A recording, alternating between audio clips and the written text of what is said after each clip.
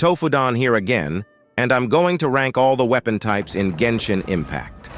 This is an extremely vague topic, so I will be clarifying what I mean by explaining how I will be ranking these weapons.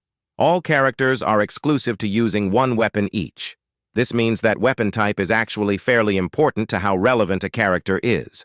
The abilities of characters associated with the weapons they use are indicative of how powerful the weapon can be considered. That being said, this tier list is not as fundamentally important as my other tier list of the elements in 4.7. All the weapon types serve the same purpose of being the catalyst of characters' damage, but it contributes to more such as playstyle and aesthetics. This will probably be a short video, but it should be a fun and unique way of putting things into perspective, so let's get into it. The first weapon we have on the chopping board is the sword. This weapon can be seen on Bennett, Kazuha, Furina, Alhaitham, Ayaka, Jean, and Xingqiu. This is clearly a very stacked roster of characters. Characters who use the sword range from healers, supports, sub-DPSs, and main DPSs. Characters who use the sword have the classic hack and smash playstyle where you get up close and personal to your enemies. While it isn't very unique, you can never go wrong with this weapon type. Further, sword users, especially from Inazuma, have especially pretty attacks, for example, characters like Ayaka or Kazuha. I think the sword deserves to be in the S tier. The next weapon is the polearm or spear.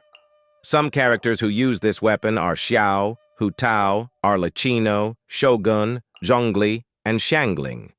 Clearly another stacked roster. This one has characters that are mostly DPSs or sub-DPS, except for Zhongli and other characters like Yao Yao. These DPS characters often specialize in normal, charged, or plunging attack damage. Maybe a character's use of the polearm is an indication of their strong normal attack damage. Of course, there are exceptions to this like Alhaitham, who uses a sword, or Neuvillette, who uses a catalyst. Similar to the sword, the polearm is very close combat. The polearm users often have longer attack combinations that often make good use of the weapon's length. Unfortunately, the users of this weapon do not have particularly beautiful attack patterns. That being said, I think polearm should be in the S tier with the sword, because the characters who use it. The next weapon we have is the catalyst. Again, we will go over some characters who use this weapon. We have Baizhu, Kokomi, Nahida, Neuvillette, and Sucrose. This list of characters features supports, healers, sub-DPSs, and main DPSs. Not bad. Not bad at all.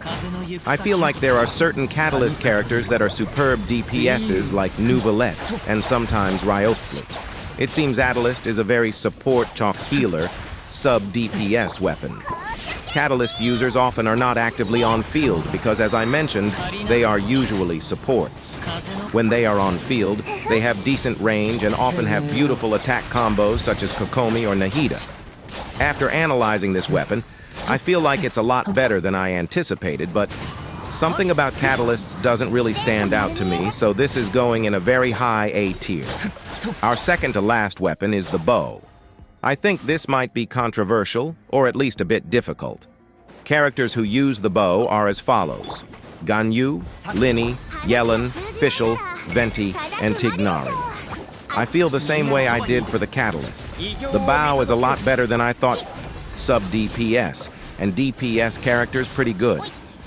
The bow has a ranged mode that is used on some characters like Ganyu, Lini, and Tignari, but not used by character like Fischl and Yoimiya. The arrows are pretty too. But the attacks aren't that notable to me. I think the bow is still pretty meh. B tier it goes. Last and the least, the Claymore. I genuinely love this one. It looks so cool, and I love the characters who use it like Razor and Chong Yun. There's also Navia and Ito. Maybe Beidou and Eula, but no one can deny it sucks, at least in comparison with the other weapons. Like the polearm and sword, this weapon is primarily used in melee and close combat. Additionally, the attacks look very clunky to me, which I don't like very much. I think the Claymore gets a pretty solid C tier. That's about it for this one. I don't think I have more to say, and I'm kind of running dry on content ideas, so let me know what you guys think. While you think about that, watch me pull for Furina. This clip is from the day her rerun started. Thanks for watching.